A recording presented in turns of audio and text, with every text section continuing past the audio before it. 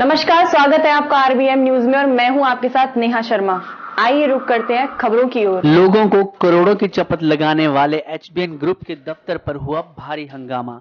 जी हां, लोगों को ज्यादा पैसे कमाने के नाम पर उनसे ठगी करने वाली चिटफंड कंपनी एचबीएन ग्रुप लोगों को मोटी रकम कमाने का झांसा देकर उनसे इन्वेस्टमेंट करवाती।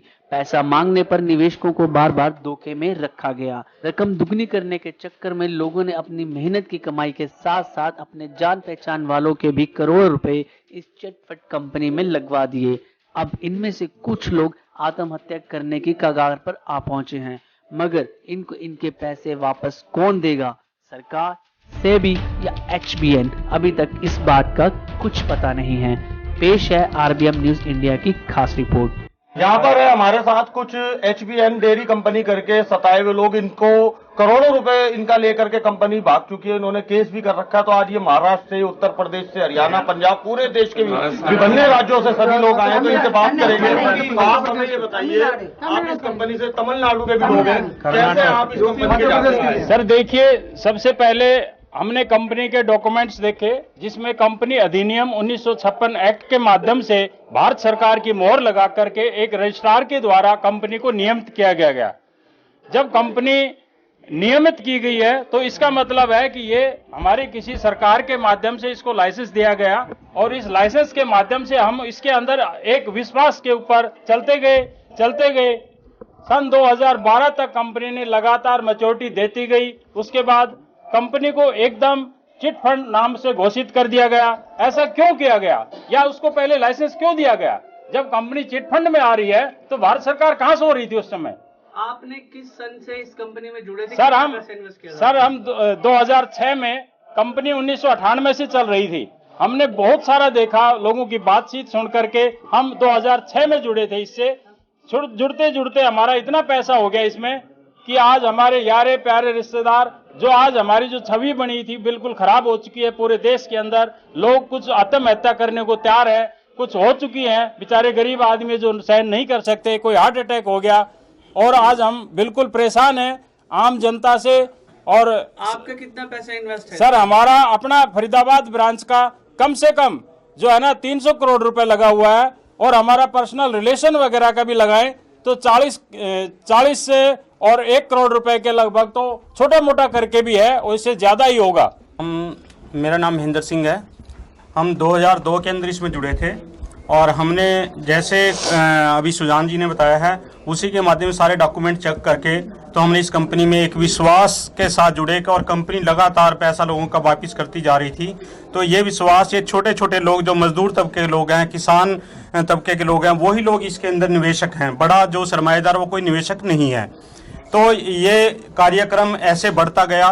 तो 2012-13 तक हम इस आगे बढ़ते हुए हिमाचल, पंजाब, हरियाणा, दिल्ली, उत्तर प्रदेश, बिहार तक हमने बहुत सारे दूर दूर तक मिलकर लोगों ने काम किया।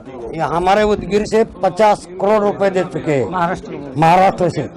और हम घर को गए तो हमारे औरत मार रहे, औरत मार रहे, घर में नहीं रहने देने, लोग आ रहे हमको पिटा रहे, हमारे ऊपर केस हुआ था झगड़े होके। यानी जो पैसा आपके पास था वो तो दिया आपने, बाहर से और कर्जा लेके भी दिया हो, तो उसके लिए हम लोग जिसके पास से हम पैसा लिए वो लोग दो पैसा, नहीं तो तुम्हारे को हम भी ले जाते थे। सर आपको कंपनी ने क्या बोला था जिस वजह से आपने लोगों से पैसा इकट्ठा करके कंपनी को दिया? ये एचबीएन डेयरी का पैसा डेयरी में गुंथ जाता है, उसका घी होता है, उसका वो गोमूत्र मेडिसिन होता है।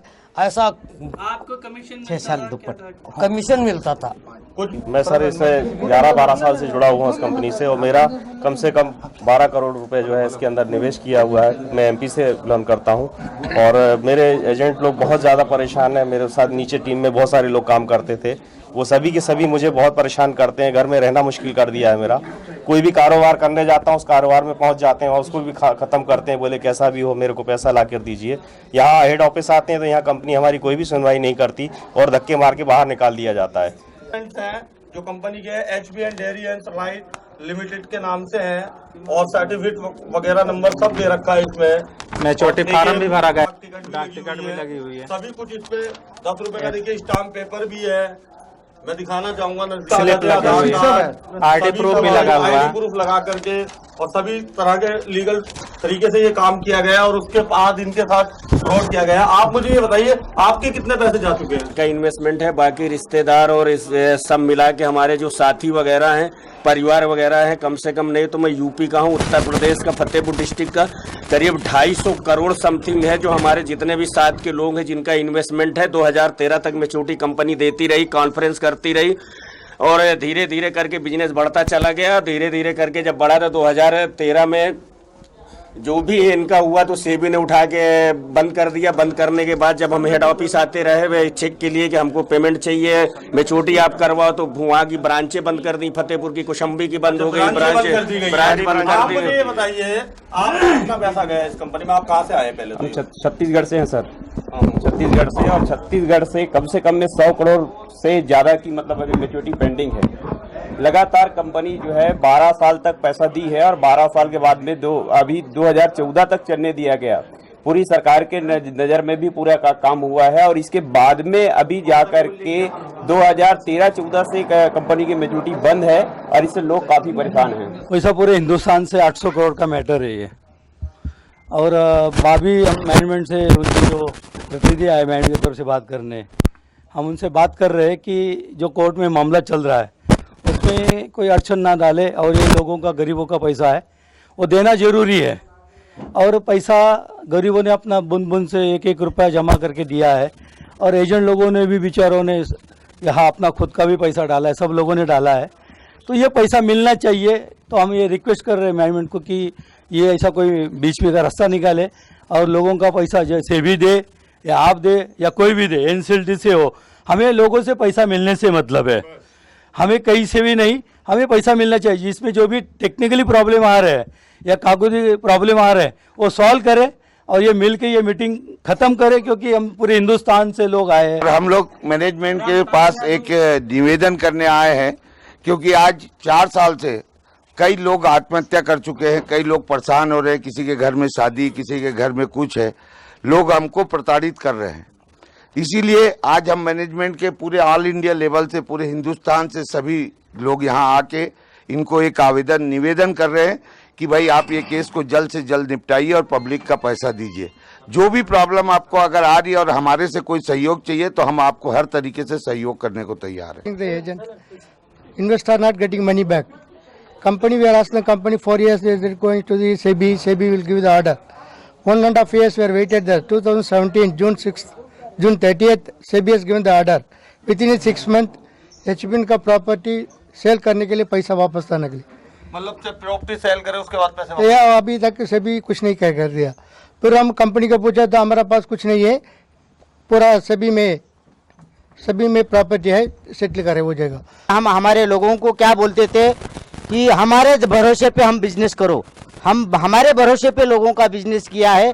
अभी कंपनी की तरफ से प्रॉब्लम है क्या गवर्नमेंट की तरफ से प्रॉब्लम है, ये हमारे भी समझ में नहीं आ रहा।